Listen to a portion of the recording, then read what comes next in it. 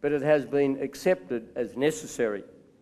But in accepting the inevitability of change, Australians, sometimes unconsciously, have sought reassurance in the continuation of the status quo in other areas of their lives, because it's against the human condition to be comfortable with change in every aspect of life.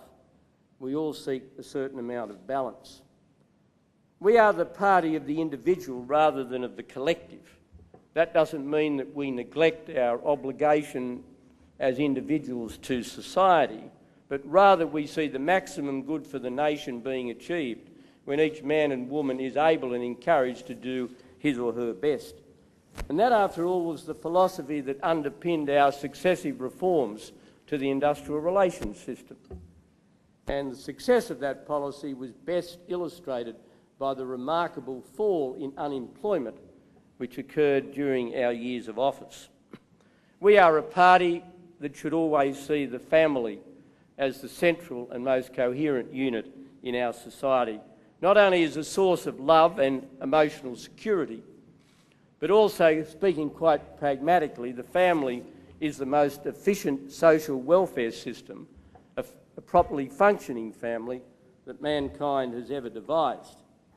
Because a properly functioning family is a greater antidote to poverty and low self-esteem than a plethora of labour market programs and an army of counsellors. The Liberal Party should always be a party of national pride and cultural self-belief. I have a strong view that many Western nations at the present time show signs of losing faith in their own cultural identity. They've developed the mistaken view that if there is progressive accommodation with some of the more radical critics of their societies, then those critics will in time be satisfied and absorbed into the mainstream of the nation. That is a mistaken belief. Australia is a magnet to millions of people from around the world because of who we are and not because of what others would want us to become. Liberals should always retain a strong faith in the market. That does not mean that the market always functions smoothly or is not open to abuse. But the notion gaining traction because of the world's financial turmoil that in some way markets need extensive re-regulation is based on a false reading of what has happened to the world economy in the past year, and also ignores the reasons for the remarkable growth of the middle class in the Asia-Pacific region and the huge reduction in levels of poverty which have occurred in the last 30 years. Our party should always be the champion and friend of small business. We should not only give rhetorical effect to this belief, but we have to support policies that will help small business. That's why my government frequently sought and finally achieved changes to the absurd unfair dismissal laws introduced by the Keating government. Complaint about those laws was a constant theme in the years of dialogue that I had with small business in the time that I was Prime Minister. And we should always be a party which maintains what I choose to call the Australian safety net for the less fortunate in our community. Economic issues have tended to dominate the analysis of the Howard government, and this has meant that the scale of the reforms that we achieved in the area of social security were often overlooked.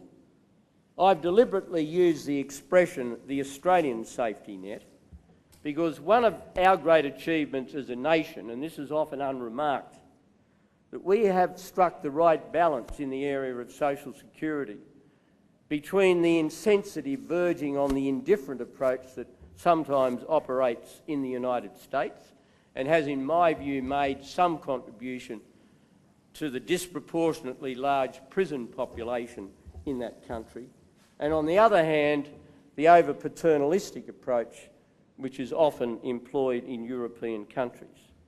We all know that it is indefensible to say to people that irrespective of your circumstances, after a certain period of time, you're not going to have any support if you can't find a job. But equally, we cannot support a system that contains no incentives to move from welfare to work and thus perpetuate very high levels of welfare dependency. In Australia, I believe, through a combination of our welfare to work and work for the dole policies, we have really got that balance right. Internationally, I don't think Australia should ever move far from the doctrine of enlightened self-interest. In the 12 years of the previous government, and against many predictions to the contrary, Australia not only deepened and strengthened our relationship with the United States, which remains by far the most important relationship this country has with any nation and will be so, that will be the case for years into the future. But simultaneously, we brought a new dimension to our relations with the countries of North Asia, with China, with Indonesia, and we renewed and reinvigorated the relationship with Japan. And to be able to say at the end of 2007 that Australia enjoyed an even better relationship with both China and the United States than had been the case a decade earlier encapsulated the coalition's success in this area. As a counterpoise to the relationship with China, we, in partnership with the United States, emphasised the common democratic values we shared with nations such as Japan and India. And not only did this send a very clear message to China about the things that were different about us, as well as emphasising the practical things we had in common with the Chinese, but it also provided balance and reassurance to other nations nervous about China's growing muscle.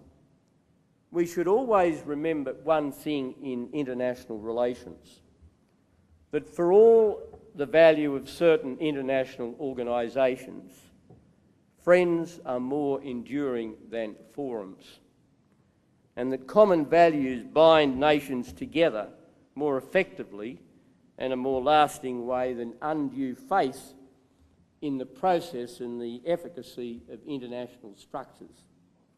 Finally, and very importantly, we should always be a party that believes in the process of reform, where a better outcome can be achieved as a consequence of that reform. And in the economic area, if one could have stood at the vantage point of Australia's economic history a little more than a generation ago, say in 1980, it would have been possible to say that Australia needed 5 great economic reforms. We needed to deregulate our financial system, fundamentally change our taxation system, make our labour markets freer, reduce excessively high levels of tariff protection, and rid the government of ownership of commercial enterprises, which could be better and more efficiently run by the private sector, and in dissolving government ownership, thus avoiding conflicts of interest.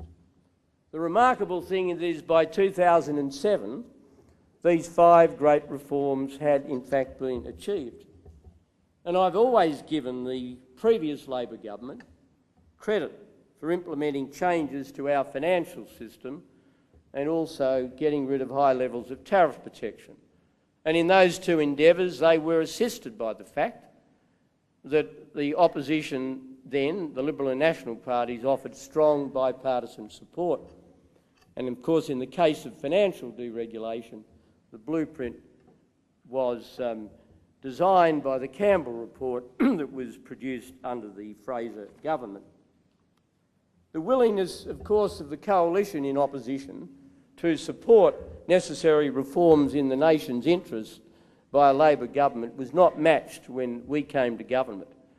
And at every turn, whether it's taxation reform, industrial relations reform, privatisation of assets such as Telstra, for which we had successive mandates explicitly given by the Australian people, they endeavoured to block all of those reforms.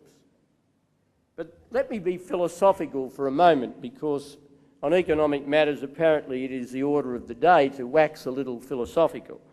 So I want to join the new custom. I want to be